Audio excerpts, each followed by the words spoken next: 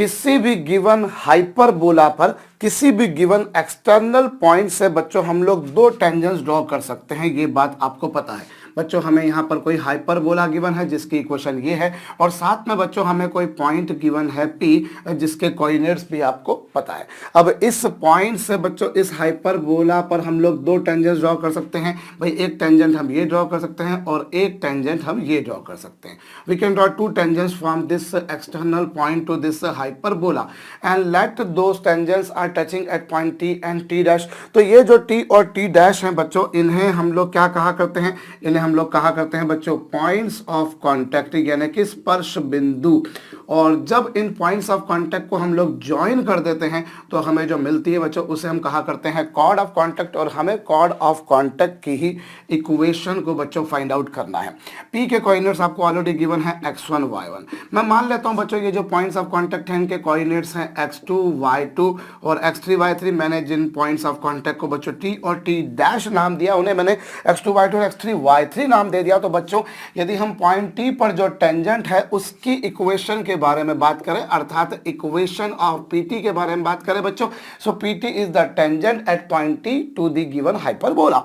सो इसकी इक्वेशन क्या होगी? इसकी इक्वेशन होगी x(x2) over a square minus y(y2) over b square. बच्चों आपको पता है कि अगर आपको किसी कर्व पर ही कोई पॉइंट दे रखा हो, आपको यदि किसी कर्व पर ही कोई पॉइंट दे रखा हो तो उस टेंजेंट की इक्वेशन क्या होती है बच्चों? T इक्वल्स टू 0, बशर्ते वो पॉइंट कर्व पर ही लाई करता हो।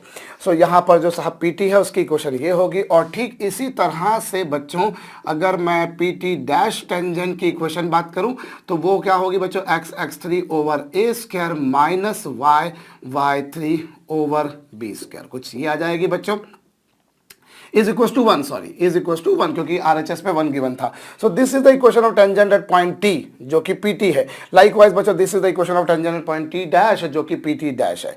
अब ये आप देख सकते हैं बच्चों ये दोनों टेंजेंट जो हैं कहां से पास हो रही हैं? पॉइंट P से पास हो रही है। सो नेचुरली पॉइंट P जो है बच्चों इन दोनों की इक्वेशन को सेटिस्फाई करेगा। हम बोल सकते हैं since PT passes through point P।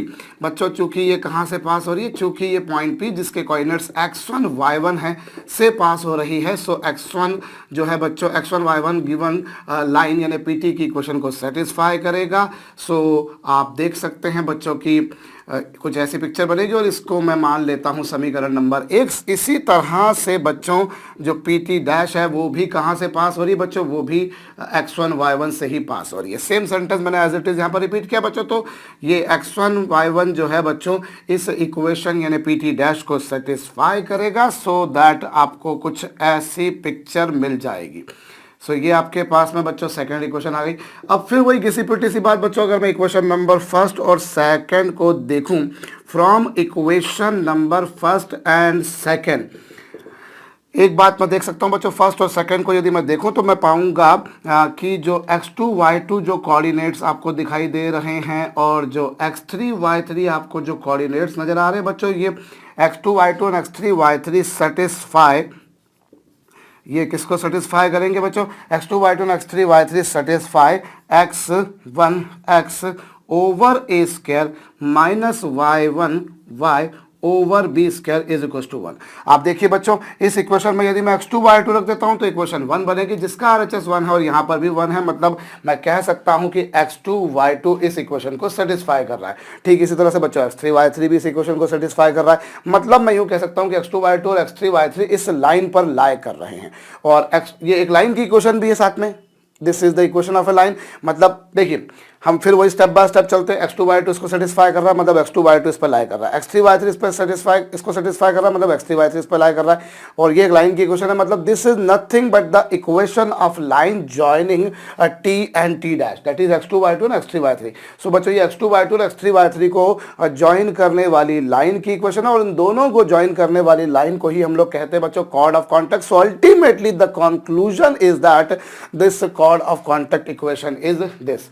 और ये वही है बच्चों जिसको हम कहा करते हैं T इक्वल्स टू 0। भाई if in the entire quadratic equation x square को आपने x(x1) से y स्क्वायर को y(y1) से x को x प्लस x1/2 y को y प्लस y1/2 और xy को xy1 प्लस yx1/2 से रिप्लेस कर दिया तो जो मिलता है उसे आप बच्चों क्या कहते हो? T equals to 0। So this is chord of contact यानी कि स्पर्श जीवा की समीकरण आपके पास में आ गई। मैं फिर से बोल रहा हूँ, x2/2 इसको सेटिस्फाई कर रहा है मतलब x2/2 इस पर लाई कर रहा है, x3/3 इसको सेटिस्फाई कर रहा है मतलब x3/3 इस पर लाई कर रहा है। और ये एक लाइन की इक्वेशन है, मतलब this is nothing but the equation of line joining x2/2 and x3/3 that is t and t dash, that is equation of chord of contact. तो कॉर्ड ऑफ कॉन्टैक्ट की इक्वेशन क्या होगी? बड़ी simple सी बात है बच्चों, आप लोग सर्कल में, पैराबोला में, एलिप्स पर देख चुके थे, हाइपरबोला में भी नोट डाउन कर लीजिएगा जरूर से इसको। और इसी पर बेस्ड एक प्रॉब्लम लिखिएगा बच्चों, find locus of A point chord of contact of tangents drawn from which to this hyperbola subtend a right angle at the center of hyperbola.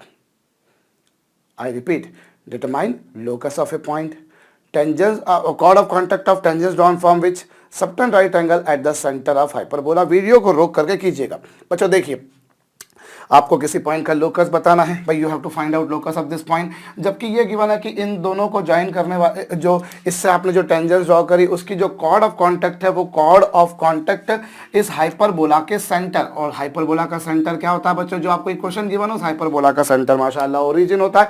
और ये जो इससे जो टेंजेंस ड्रॉ करी, इससे जो कॉर्ड ऑफ कॉन्टैक्ट आई, उस cord of contact की विशेषता ये है साहब कि ये कॉर्ड ऑफ कॉन्टैक्ट जो है ये सेंटर ऑफ हाइपरबोला पे यानी कि ओरिजिन पे 90 डिग्री का एंगल सबटेंड कर रही है। चलिए साहब, तो हम लोग क्या करें? सबसे पहले बच्चों हम लोग कॉर्ड ऑफ कॉन्टैक्ट की इक्वेशन निकालते हैं।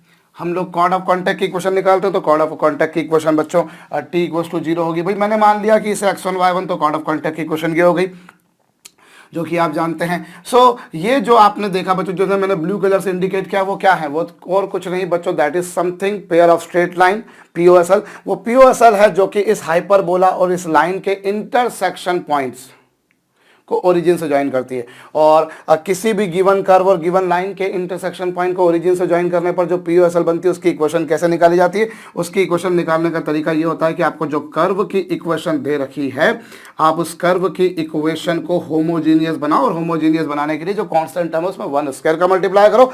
और 1 की वैल्यू जो है बच्चों वो कहाँ से ला के रखी जाती है? वो लाइन की इक्वेशन से निकाल के रखी जाती है। तो ये लीजिए साहब, x² / a² minus y² / b² is equal to 1। और 1 का मान क्या है बच्चों? यहाँ पर 1 का मान है x(x1) / a² minus y(y1) / b²। बहुत सिंपल सी प्रॉब्लम मैंने उठाई है बच्चों। ये लीजिए, कुछ आपके पास में ऐसा आ जाएगा, उसका स्क्वायर करेंगे क्योंकि यहाँ पर 1 का स्क्वायर किया है। अब आपको क्या करना है बच्चों? आपको x² का कोफिशिएंट निकालना। तो x² का कोफिशिएंट यदि आप यहाँ से निकालेंगे तो x1² / a⁴ आएगा, -1/a²।